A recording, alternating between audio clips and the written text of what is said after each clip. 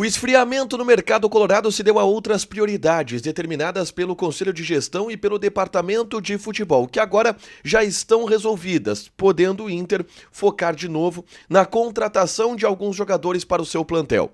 A negociação envolvendo o atacante Pedro Henrique pode disponibilizar alguns desses reforços para o técnico Eduardo Cudê, já que o Inter procura em 4 posições para o fechamento dessa janela de transferências. A gente fala sobre a programação de reforços colorados agora aqui no A Dupla.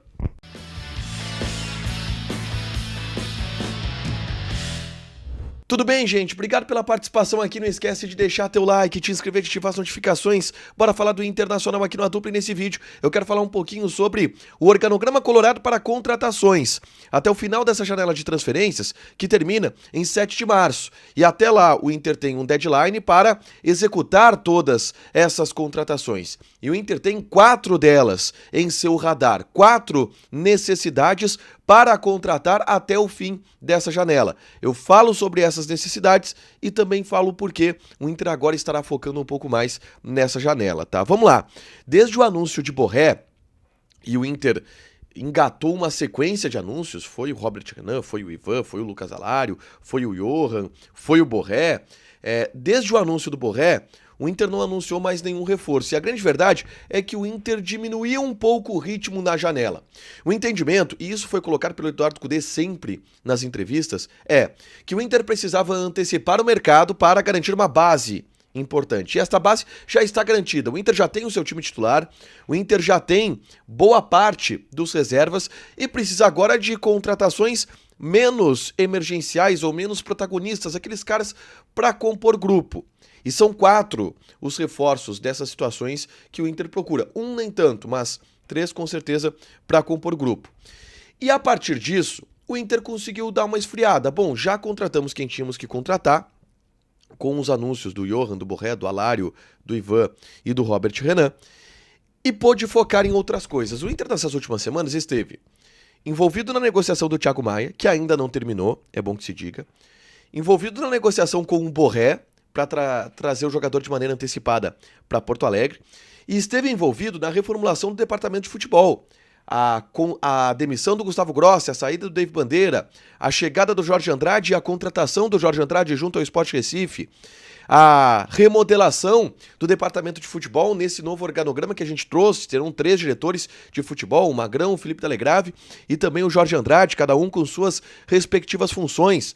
Esse organograma esteve sendo desenhado nos últimos dias pelo Departamento de Futebol, mas também pelo Conselho de Gestão, pelo presidente Alessandro Barcelos, e obviamente isso demanda determinada energia, demanda determinado foco da direção do Internacional, principalmente em meio ao início de disputa do Campeonato Gaúcho. Essas situações estão resolvidas. O Borré não, e o Thiago Maia também não. Mas o Inter deve agora, nos próximos dias, nessa reta final da janela, atacar de novo o mercado. A ideia do Inter, atacar na janela, no começo dela e no final dela, e não no ápice dela. Porque no começo, tu arranca na frente dos outros. No final, tu já tem um mapa melhor sobre quais foram as movimentações, quem está sobrando no mercado, as valorizações e os valores de mercado, eles estão um pouco mais consistentes. E o Inter vai agora para esta segunda parte da janela de transferências, que consiste em 4 jogadores, tá? Além do primeiro volante, que o Inter ainda está buscando, e esse tipo de um nível de titularidade, porque o Thiago Maia não veio ainda, mas pode ser o Thiago Maia, o Inter procura um goleiro reserva, tá? E ali deve ser alguém mais experiente, alguém que esteja ou livre no mercado ou que possa vir por empréstimo. O Inter procura um 5º zagueiro para o plantel, tá? E que seja para grupo também, um cara que não vai ser para brigar por titularidade. O Inter procura um lateral esquerdo, aí de um nível um pouco maior para brigar, quem sabe, com o René. Essas são as posições que o Internacional busca no mercado de transferências neste momento. E que agora tem um mês para fechar essas negociações. Um mês até o dia 7 de março. O Pedro Henrique está negociando com o Vasco da Gama. E o Inter está negociando com o Vasco da Gama. E pode vir do Vasco da Gama novas oportunidades de negócios. O Inter pode, por exemplo, ir buscar algum goleiro emprestado do Vasco da Gama, se bem que o Kehler apareceu por lá, e o Ivan, o goleiro reserva, na temporada passada, e que veio pro Inter e acabou se machucando.